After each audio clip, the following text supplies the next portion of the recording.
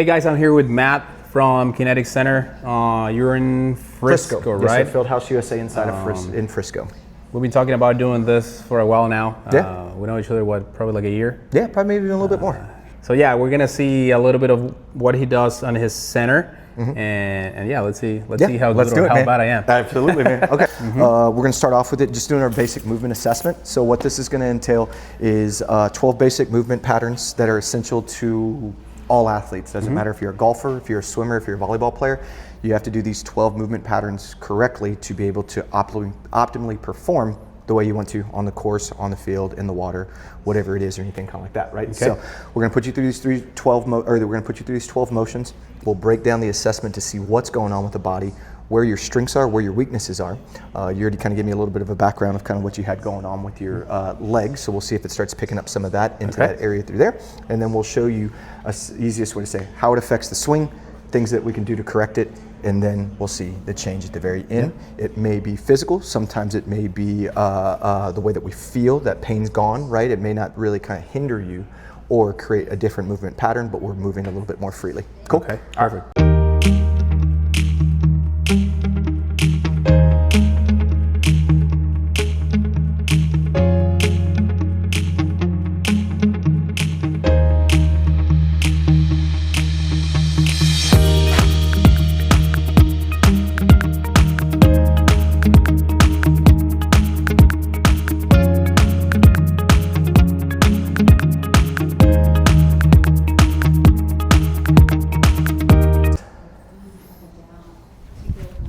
Great job. Okay, cool. Well, that one hurt on the land, on the foot. Go up. Okay, yeah, to kind of load it. Like and so we think, right? As a golfer, you don't really pay attention my vertical jump, but there's a vertical component in the swing, right? So we have to be able to translate that, and all it is translating the energy. If we have a block in the system, you're not able to transfer that energy as efficiently as you want. You may lose club head speed, distance, rotation, whatever it is, and it could be something as simple as that could limit you, and there's corrections to be able to do that. We just have to figure out what we got to do. Cool? So that's the whole assessment there. Pretty simple, right? and I've been kind of like not trying too hard with this right leg. I'm actually you don't want to right now when I'm swinging, I'm kind of like just lazily kind of transferring the weight off of it, right? Okay, cool. So that's it. Okay, cool. All right, Fernando, so what we got is the results from your screening that we just did there. It took just a few moments to be able to run through. It gives us a lot of data to be able to understand what's going on with your body, okay? So you got an overall score of a 78 on there. It's actually really good. Highest score I've ever had is a 90, okay? So nobody's ever scored a 91, 92. So you're performing kind of like a B athlete right now, but we want to perform like an A, right? I'll take B right now. Yeah, exactly, right? So this is the cool part where it kind of breaks it down to, okay? So it breaks it down into these categories to understand how the body's functioning and how we got those scores from that 78. Okay? This is actually my left side? So yes, sir. So that's the whole left side. So this is looking at it from the back side right in through here. It breaks it down into these categories, okay? So you have the balance index. We saw how tough that balance test was. I told you it was the hardest part of the test. You scored a 57 on that, okay? So pretty good, but how much do we know that balance is key in the golf swing, right? So that's all it is. Keeping balance, being able to transfer weight laterally, vertically, whatever it is, in the rotational component. So balance is key, and we know right now, especially on that right side, probably even a little bit harder to even balance on that leg, okay? So what we then have is the flexibility. Your low back range of motion was great. So no limitations on the low back range of motion, but we'll see over here on the screening to understand what's going on with the shoulders and the knees and the hips. So then next, as we were talking about, the low back range of motion was great. Good range of motion, but it's more so from the extremities where you're actually holding some restrictions than anywhere else, okay? So 33 on that one, we would definitely want to increase some of the mobility through there. Your core stability, pretty solid, 41% through there. You swing all day, you know how to engage that core and get it active. It also translates directly to your dynamic posture. So your posture is the posture, your dynamic posture is posture you held when you were squatting, when you were lunging, when you were doing all these different motions. Okay. Really solid at 65. The lower extremity power is solely based off your vertical jump. I'd like to see that a bit higher, but right now it's at 48, and we understand how power is going to come from the ground up. We got to connect with the ground, and with that foot bothering the way that it is, it's really hard to connect with the ground, number one, okay? Functional asymmetry, so how balanced are we from left to right? Really good job, 91%. So you're using both sides quite efficiently, but we are seeing probably a little bit more on that side that's a bit hindered comparative to the other. So right now, we know that we're injured, we're having some irritations, and we got an overall score of a 65 on a susceptibility to an injury, right? And you probably feel that too. If you went out to go play 18 and really were trying to rip into the ball, that Yeah, thing probably wouldn't hold up the way that we want to, right? So 65 is probably pretty accurate. So we now know where the hindrances are in the body that are restricting you to be able to create better functionality of the body. So we then improve the function of our body to decrease the chances of injuring ourselves, right? Okay. Feel good, play good kind of thing, easiest way to say, okay? So over here on this guy, on that skeleton, it picks up these, and what it's doing is notifying you that the blue ones are the mobility restrictions and the red ones are the stability restrictions, okay? So whenever it's doing that, it's actually highlighting the left side of your body. We're having a left hip issue over here. We're having a left ankle issue that usually creates a left knee instability. Have you had any irritations or anything like that with your left knee? The right one. Okay, the right one? Okay, that's fine. So commonly what I see, especially in the golf swing, is that that left side gets really plugged into the ground. It's the one that kind of stays in there. So it just gets a lot of torsion and gets a lot of rotation. The right one we kind of get away with a little bit because we can kind of get to the toe, we can kind of push off, we can transfer that weight a little quicker. So we definitely want to make sure that we assess that other side. What may be happening is if we can't stabilize or post on this side the way that we want, the opposite side is then trying to have to do extra work. Something that actually I know affects my golf swing is that I have my left hip, I don't know the exact the technical name, but it's, you'll know, it's internally rotated. Yep, so this is where it kind of comes from. So on that front side, now as we have this spin around, it's picking up that left side, it's showing us the number 3 spot right there onto the hip. What attaches right to there are generally going to be your adductors that get into there, as well as your hip flexor, which yes, hip flexor brings the knee to the chest, but it also has an internal component of the rotation as well. So if we're kind of stuck to here, well then we can't rotate the way that we want to, so where can we generate some more power from is kind of getting that last Could push that be off. a reason why sometimes I just feel stuck and I can kind of like push back and turn? Yep, so it can cause it from a musculature restriction component because the hip flexor wants to keep us in a hip flexed position. It doesn't want to elongate. So here it's really hard to kind of rotate. If we can then increase that lengthening of that tissue on the front side, then we can rotate a bit more. So that's 100% correct. Also at the same time too. If now I have an excuse. Yeah, exactly. So if we can lengthen that tissue, it's also going to create some space here to be able to get extended and create that rotation. If it stays stuck, tissue is going to be tight, as well as misalign the bones that could be kind of rotating through there, i.e. the SI joint, where most people have low back pain in golfers. Okay, so we see that it's kind of picking up through here. Also at the same time too, we were talking about the shoulders. It's picking up that left shoulder with the left shoulder mobility restriction. So it's kind of a little bit harder to get into the external rotated position because everything we like to do is here. So this is how we kind of then plot the body to make an individualized care plan specifically to what you need to then create better mobility through the upper and lower halves to get the body to function the way we want, so we can then at the same time too take care of the injury that we have from probably other hindrances that were blocking it. Okay. Cool? Yeah. Does that make sense? That's pretty cool. Yeah, so like I said, a lot of information in a short amount of time, very effective. Then we kind of translate it to the swing analysis. We can translate it to our treatment, whether it's muscle work, exercise rehab, adjustments, whatever, anything that you need that goes to your body. How would you call this? Like a mobility screening? Yeah, mobility screening. So technically what it stands for is CAMS, is a Kinetic Advanced Movement Screen. So yes sir, so that's what we have our system that we use for, Kinetic Sense 360. It's a really awesome screening system to kind of take the human error aspect out of it. There's other screens that you can do by hand. You've gone through TPI. Yeah, exactly, right? So some of those things along, great tools, I love them. I'm TPI certified, I use a lot of their stuff too. But sometimes it's like, was that to depth? Did they get to the right range of motion? The screening system does a great job of being able to take that human error aspect out of it, just like TrackMan, right? TrackMan's, you're not calculating anything, it's gonna give you all the numbers. This is giving us all the numbers. So in my realm, this is my TrackMan, easiest way to say. Truly tracking the man, how it's moving, right? Yeah, so. I mean, there's the word right there. You're literally assessing, and that's what's going to give you the right data and how to approach the problem, right? Yeah, absolutely, man. So it's really cool. So there we go. Give me like 5 swings. How's that feeling on there? On that on that right foot? I mean, it hurts. Okay. But let me just warm up a little bit. Yeah, absolutely.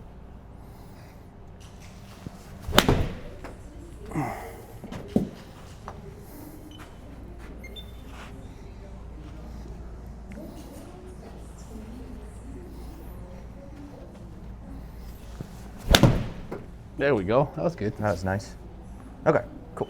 What I'm seeing is do you that we're want? not having the ability to pronate that foot into the position that we want, right? So as we go to kind of Like this?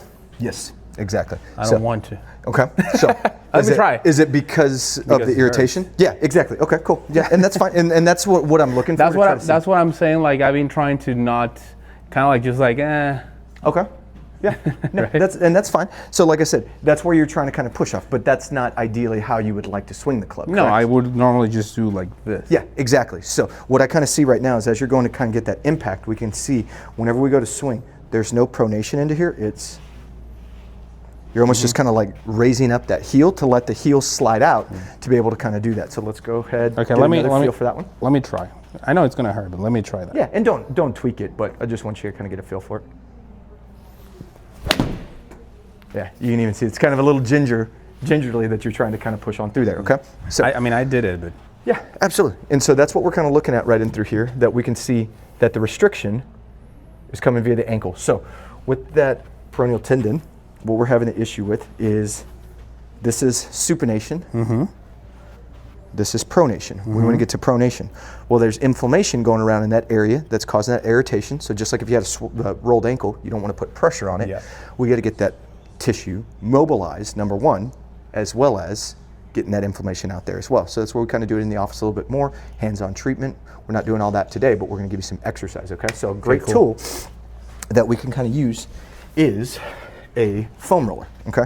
So with the foam roller, what we're going to do is, I kind of call this one track runner. You've probably seen like a track athlete kind of getting in the blocks to get ready to run, okay? So what you're going to do is you're going to drop your left leg back. You're going to have your right leg on top of it. What I want you to do is you're going to rotate the foot inward just a little bit to expose the outside portion of that shin. We're then going to kind of do like if you're at the gym, like a mountain climber, a high knee or anything kind of like that. You're just going to roll it back and forth. I want you to roll it about 10 times on top of the tender spot. You can either take pressure away or you can add pretty much your full body weight on there, whatever's comfortable for you. You're going to roll it back and forth. Once you find that tender spot, I want you to give a couple ankle plantar flexion and dorsiflexions, as well as supinations and pronations. So front to back, in to out. Do about 5 to 10 of those right there for me, okay?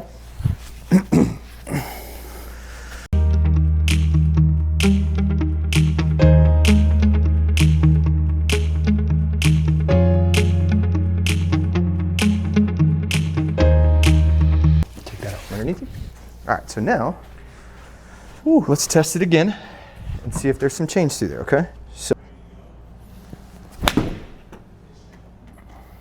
how does that feel through there as you kind of go through there? May not be fully lead. We hit a couple, we hit it for not even 20 seconds, 30 seconds on each one. yeah, and I feel like every time I miss like that, it's because I just stop turning, I guess, restriction. Yeah. And then I just And there's going to be some change in swings because if we get that moving a little bit better, we're now not having to create a different swing path to correct for that I'm compensation. compensating. Yeah, exactly, right?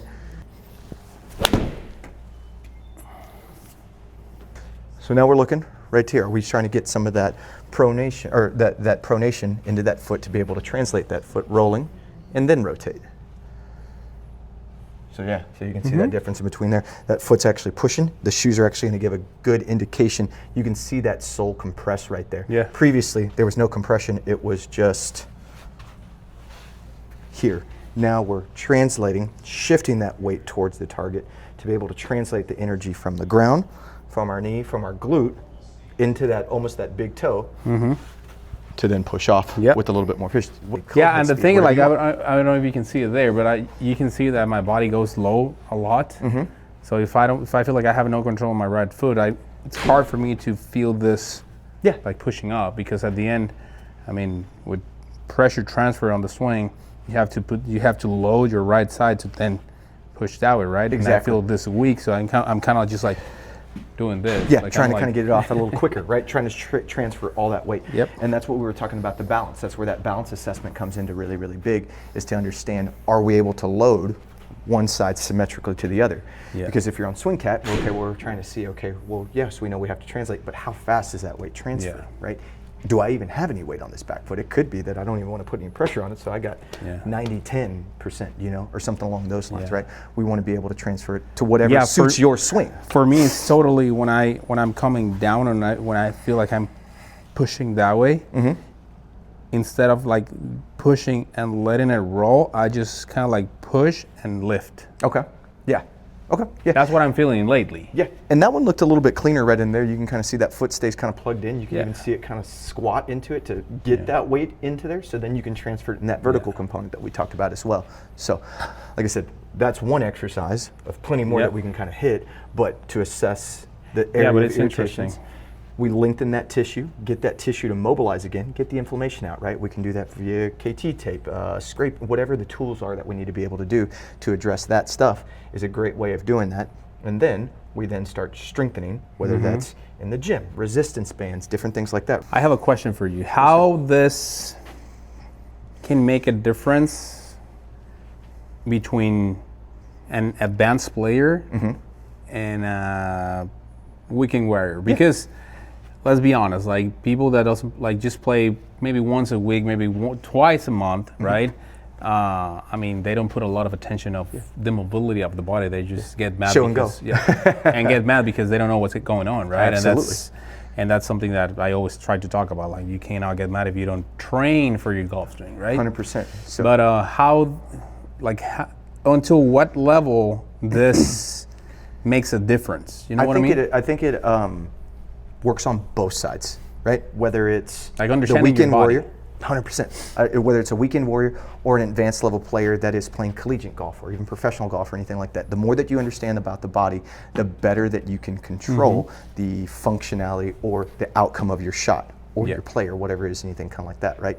Average golfer shows up, hits a small bucket of balls, goes right to it. Well, you just sat in the car 30 minutes driving to the course, right? You're gonna be tight, right? So if you have the time, great. Make sure that you address those issues, but you got to know what you're doing firsthand. Just because I watched a video says, oh, well, this is good for a golfer, doesn't mean it's specific to what you have. My hindrances are different than yours, right? So we have to make sure that you cater to that specific individual.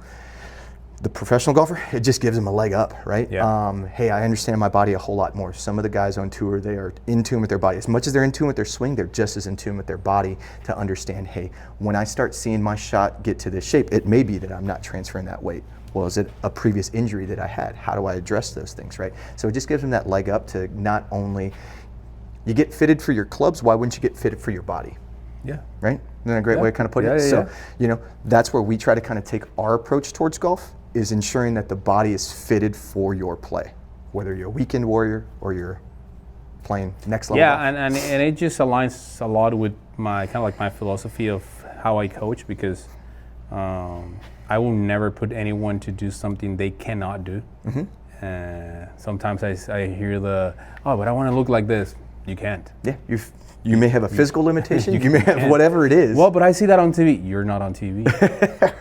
You know how long that guy's worked out and actually telling, gets in that and position telling too. that to clients and students sometimes is, I mean, I don't want to say it like, I mean, yeah, sometimes their feelings can be hurt, but it's just that reality. I'd rather work with what they have and tell them, like, you need to understand that your body doesn't move like that. Absolutely. And not just like that. Your body can't move the way you think it can move, Yeah, right? absolutely. And so what we do is we bring it into reality. Okay, well, hey, these are your weaknesses. You may not be able to look like that guy on TV, but we can get you as close as we possibly can. But if you don't know what you have to correct to try to get to that position, then it's an uphill battle, right? So, Yeah, that's well, pretty Fernando, good. appreciate it, man. Where Thank you so much. Where can they find you? Yes, absolutely, guys. So again, my name is Dr. Matt Ortega. My office is Kinetic Center of Frisco. We also have a Dallas location, but I permanently sit in the Frisco location. We're inside Fieldhouse USA on Frisco. My Instagram is at 3D Swing Doc. And then also my office page is just at Kinetic Center Frisco, guys. So give us a follow. Shoot us a message if you have any questions. Message Fernando, message me. We'd love to be able to help you out and get y'all playing y'all's best.